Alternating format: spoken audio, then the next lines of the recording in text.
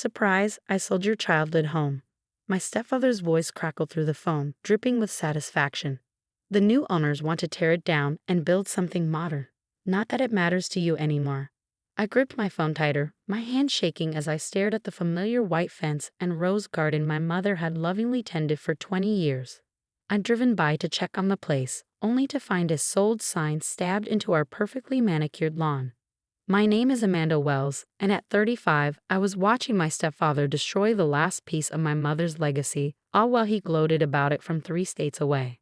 You can't sell the house, Frank, I said, fighting to keep my voice steady. Mom left it to me in her will.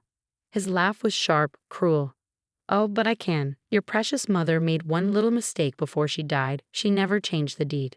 It's still in my name, sweetheart. Legally, I can do whatever I want with it. The roses my mother had planted were in full bloom, their pink petals catching the morning light.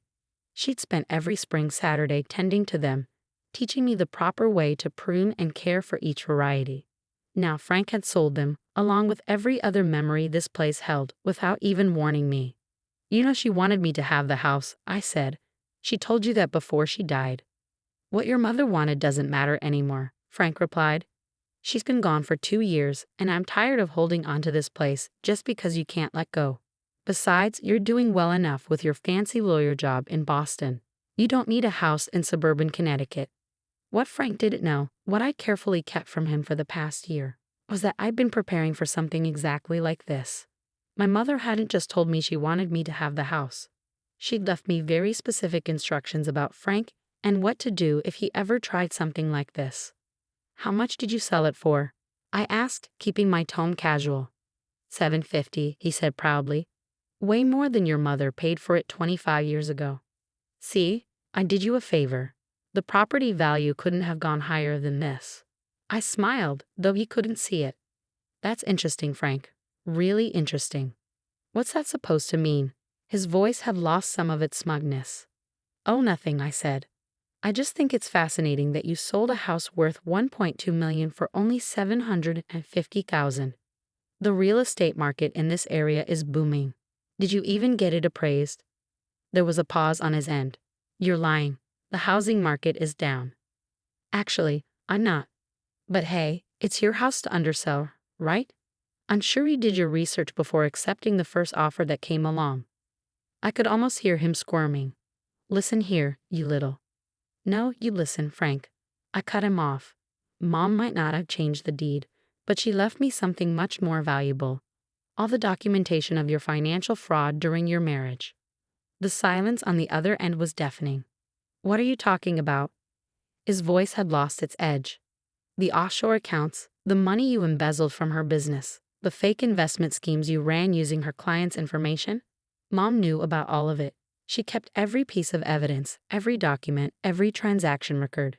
And she left it all to me with very specific instructions about what to do if you ever tried to take what was rightfully mine. You're bluffing, he said, but I could hear the fear creeping into his voice. I pulled into the driveway of my childhood home, watching as the morning sun cast long shadows across the front porch where my mother and I used to share Sunday morning coffee. Remember that safe in Mom's office? The one you could never crack? I opened it last year. Want to know what I found inside? Frank's breathing had become heavy on the other end of the line. Here's what's going to happen, I continued. You're going to call the buyers and cancel the sale. You're going to transfer the deed to my name, just like Mom wanted. And you're going to do it all quietly and quickly. And why would I do that? He challenged, but his voice was weak. Because if you don't, every piece of evidence Mom collected goes straight to the FBI. I wonder how many years of tax evasion and fraud they'll find once they start digging. You wouldn't dare, he whispered. Try me, I replied. You have 48 hours, Frank. Oh, and one more thing. Mom left instructions about what to do with the evidence even if you do comply. If anything happens to me, if you try to retaliate in any way, everything gets sent to the authorities automatically. I've made sure of that. I ended the call and sat in my car, looking at the house I'd grown up in. Mom had known Frank would try something like this eventually. She prepared me, protected me, even from beyond the grave. I won't let him take your home, Mom, I whispered, touching the locket around my neck that held her picture. I promise. The next move was Frank's, But for the first time since my mother's death, I felt like I had the upper hand. He'd always underestimated me, just like he underestimated my mother. Now he was about to learn that the women in our family weren't as helpless as he thought. I had 48 hours to wait, but I wasn't worried. The evidence in that safe was just the tip of the iceberg. Mom had been much smarter than Frank ever gave her credit for, and so was I. The next 24 hours were a whirlwind of activity. Frank, predictably, tried every trick in his book to wriggle out of the situation. First came the angry calls, then the threats, followed by attempts at emotional manipulation. "Your mother would be ashamed of you," he snarled in his third voicemail. "Using blackmail against your own family?" I let out a bitter laugh as I deleted the message. Family? Frank had never treated me like family. From the moment he married my mother, I was just an inconvenience, a reminder of her past that he couldn't erase. My phone buzzed again, this time with a text from my best friend Diana, who also happened to be a real estate attorney. "Just got off the phone with Frank's lawyer. They're scrambling." I smiled, remembering how my mother had always told me to keep good friends and better records. Diana had been helping me piece together Frank's financial misdeeds for the past year, carefully building an airtight case while he remained blissfully unaware. The doorbell rang, interrupting my thoughts. Through the peephole, I saw Mrs. Henderson, our elderly neighbor who'd lived next door for 30 years. I opened the door to find her clutching a manila envelope. "Amanda, dear," she said, stepping inside. "I have something you need to see. I've been holding onto it since your mother passed." We sat at the kitchen table, the same one where Mom and I had shared countless meals, as Mrs. Henderson pulled out a stack of papers. "Your mother came to me about 6 months before she died," she explained, spreading the documents across the table. "She knew Frank was up to something, but she was too sick to fight him then. She asked me to be a witness." The papers were additional evidence of Frank's fraudulent activities. Copies of forged checks, altered bank statements, and emails discussing illegal transactions. But what caught my eye was a handwritten letter from my mother, dated just weeks before she passed. "My dearest Amanda," it began, "if you're reading this, then Frank has finally shown his true colors. I'm sorry I couldn't protect you from him while I was alive, but I made sure you have everything you need to protect yourself after I'm gone." Tears blurred my vision as I read her words. Even in her final days, she'd been thinking ahead, planning, making sure I would be okay. Mrs. Henderson patted my hand. "She was a brilliant woman, your mother. Frank never saw it because he was too busy thinking he was the smartest person in the room. But she documented everything." My phone buzzed again. Another text from Diana. "Frank's lawyer is requesting an urgent meeting. Tomorrow morning their office. Want me to handle it?" I looked at the fresh evidence Mrs. Henderson had brought, then at my mother's letter. "No," I replied. "I want to be there. It's time Frank faced me directly." The next morning, I walked into the law office wearing my mother's favorite power suit and her locket around my neck. Frank was already there, looking significantly less smug than he had during our phone call. His lawyer, a sleek man in an expensive suit, sat beside him with a concerned expression. "Miss Wells," the lawyer began, "we've reviewed your claims and would like to discuss a resolution." I sat down, placing my briefcase on the table. "The resolution is simple. Frank cancels the house sale and transfers the deed to me, as my mother wanted." "Now see here," Frank started, but his lawyer held up a hand to silence him. "The situation is more complicated than that," the lawyer continued. "Mr. Davidson has already entered into a legally binding contract with the buyers." I opened my briefcase and pulled out a folder. "Then he can explain to them why he tried to sell a property that was obtained through fraudulent means. I'm sure they'd be interested in these documents." Frank's face turned red. "You're bluffing. You can't prove anything." I started laying out papers one by one. Bank statements showing transfers to offshore accounts. Emails discussing money laundering through Mom's business. Forged documents with your signature. And this morning, I received even more evidence from a very reliable witness. The lawyer picked up one of the documents, his expression growing increasingly grave as he read.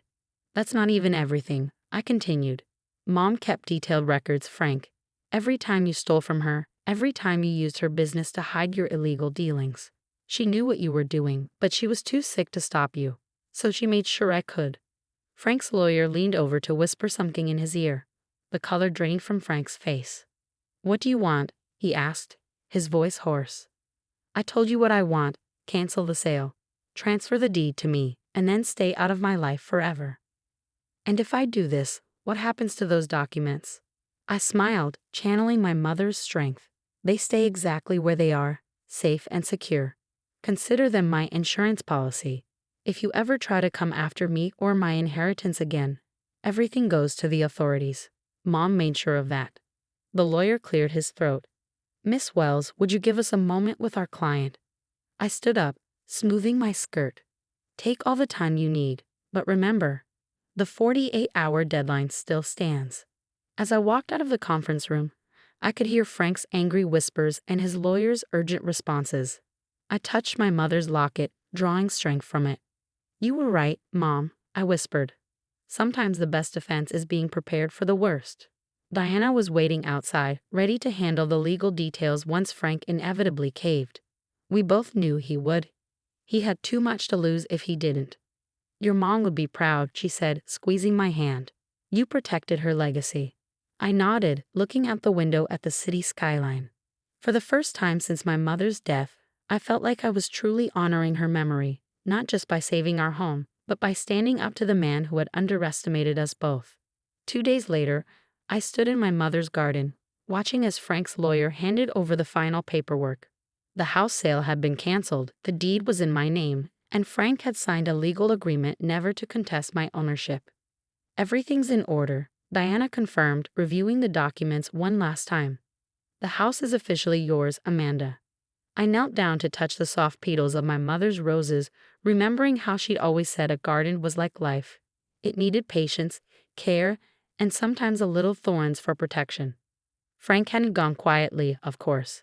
He'd made one last desperate attempt to save face, trying to spin the story to family and friends about how he'd generously decided to honor my mother's wishes. But the truth had a way of coming out. My Aunt Susan, my mother's sister, called me that evening as I was settling back into my childhood home. I always knew Frank was no good, she said, her voice tight with anger. The way he treated you after your mother got sick, pushing you away when she needed you most. I should have said something sooner. It's not your fault, Aunt Susan, I replied, running my hand along the familiar kitchen counter. Mom knew what she was doing. She protected me in her own way. She certainly did, Susan laughed. You should have seen Frank's face at the country club yesterday. He practically ran out when people started asking about the house situation. Apparently, some rumors about his business dealings have started circulating too. I smiled, thinking of the small USB drive still safely tucked away in my mother's old safe. Frank might have avoided legal consequences for now, but his reputation in the community was another matter entirely. The next few weeks were a blur of activity. I took a leave of absence from my job in Boston to focus on restoring the house to its former glory.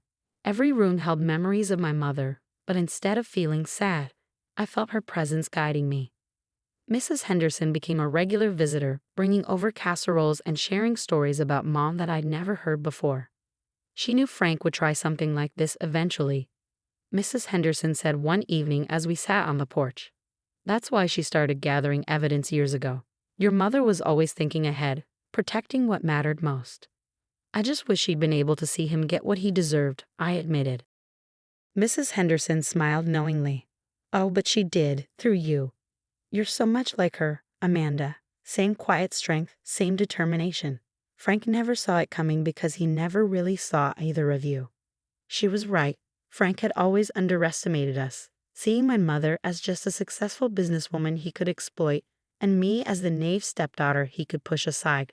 He never understood that we were playing the long game.